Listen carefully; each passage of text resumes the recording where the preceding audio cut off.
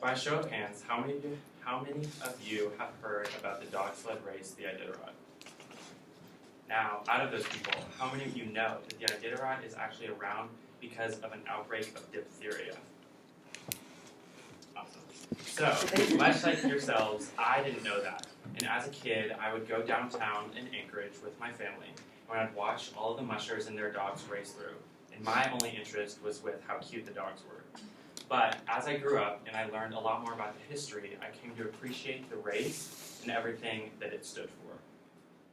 Mike McFate, in a New York Times article that was published in March of 2016, calls the Iditarod a race where dogs and humans are tested against the torments of isolation, fatigue, and harsh elements. So today, I'm going to tell you a little bit about the history of the Iditarod and how it has changed and developed into what it is today. So our story begins in 1925 in a small town called Nome in Alaska. It has a population of around 1,500 people. The only doctor at the time, Dr. Curtis Welch, began receiving and hearing about children who were getting sick. However, he didn't know what it was. At first, he misdiagnosed some of the children and said that they had tonsillitis. But as more cases came in and more of the children began dying, he realized that he had an outbreak of diphtheria on his hands. The Journal of American Medical Association says that Welch submitted a letter in February of 1925 describing the epidemic and asking for help.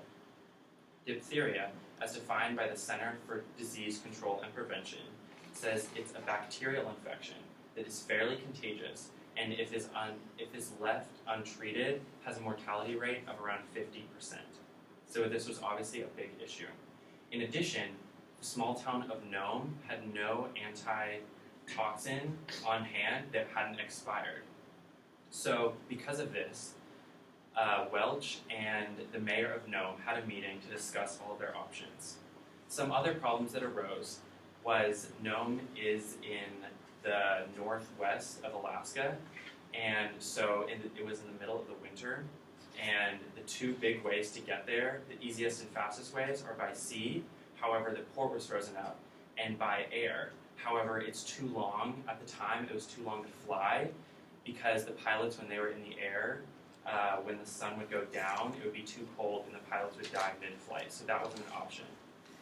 So they decided their only option was to have a relay of dog sled teams starting from Nenana, as you can see right here, and going all the way to Nome. So the reason they chose Nenana is because from Anchorage to Nenana, there's a railroad. So they were utilizing all of the possible ways of transportation to get it to Nome as fast as they possibly could. So this trail from Nenana to Nome is actually 674 miles, which usually takes, at the time, it took them around 30 days to complete. However, Dr. Welch said that the serum in the temperatures of interior Alaska could probably not last more than 6 days. Okay, so they sent out a call to all of the surrounding cities and found out that luckily there was a small supply in Anchorage. So as soon as they found that out, they sent that on the railroad and went straight to Nenana.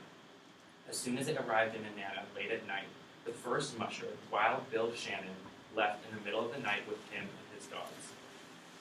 As the days passed and the serum passed from musher to musher, there were a lot of them, around 35 different mushers during the trail. And as it passed from person to person, the conditions got more and more dangerous.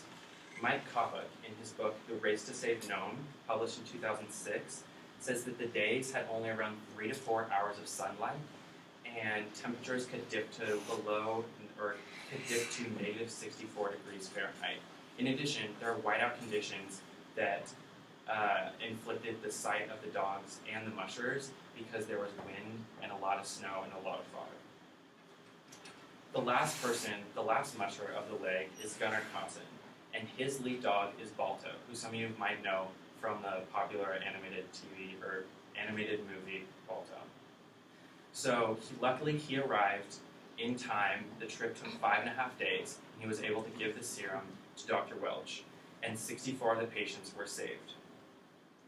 The courageous and brave trip of all of the dogs and the mushers spread around the nation, and everyone was so interested, and just the story of all of these dogs and all of these mushers to save the lives of all of these children spread across the nation.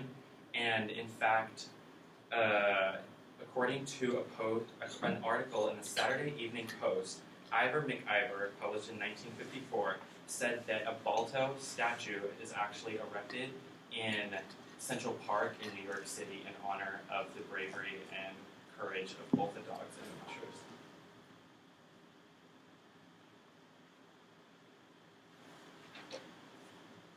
Now, 39 years later, in 1964, we meet Dorothy Page, who was the chairman of the Wassiliconik Centennial Committee. Now, the Iditarod Trail Committee, in their summary of the Iditarod, said that Page was in charge of organizing a historic event to honor the 100-year centennial since Alaska was bought from Russia, which happened in 1867.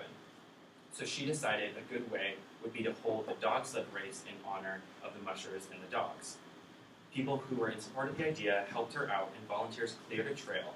And in 1967, they held a 56-mile centennial race from Knik to Big Lake.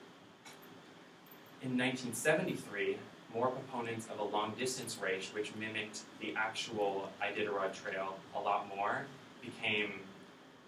they started a fundraising campaign, and it grew more and more, and luckily, in that year, in 1973, they were able to hold the first true Iditarod race. So, as you can see right here, it starts down around Anchorage and goes all the way up to Nome. So the trail itself is around 1,000 miles long, and every year, depending if it's on an even or an odd year, it changes routes.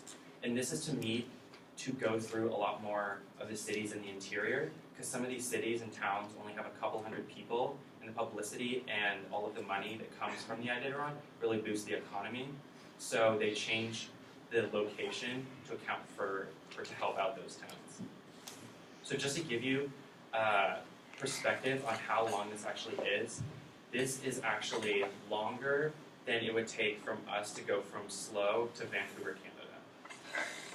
In addition, so if you look at the route, it says that it starts in Anchorage. That's where they have the ceremonial start. So in Anchorage, we have a lot of celebrations, there's games, there's food, but the real start is about an hour north in Matanuska Valley.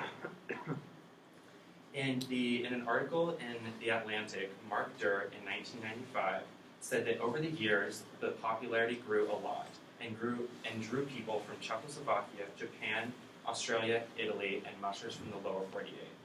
Every year, people all around the world come to celebrate all of the bravery and courage that was exhibited by those dogs and those mushers. To summarize, the Iditarod is more than just a simple race. It has a rich history that many people don't know, and it pushes the limits of humans and dogs. After hearing the history and the scope and magnificence of this race, I hope you have a newfound appreciation for it, much like I did when I was a kid. Now, next time March rolls around, I hope you look out for the cute dogs in the most exciting sport ever. Thank you.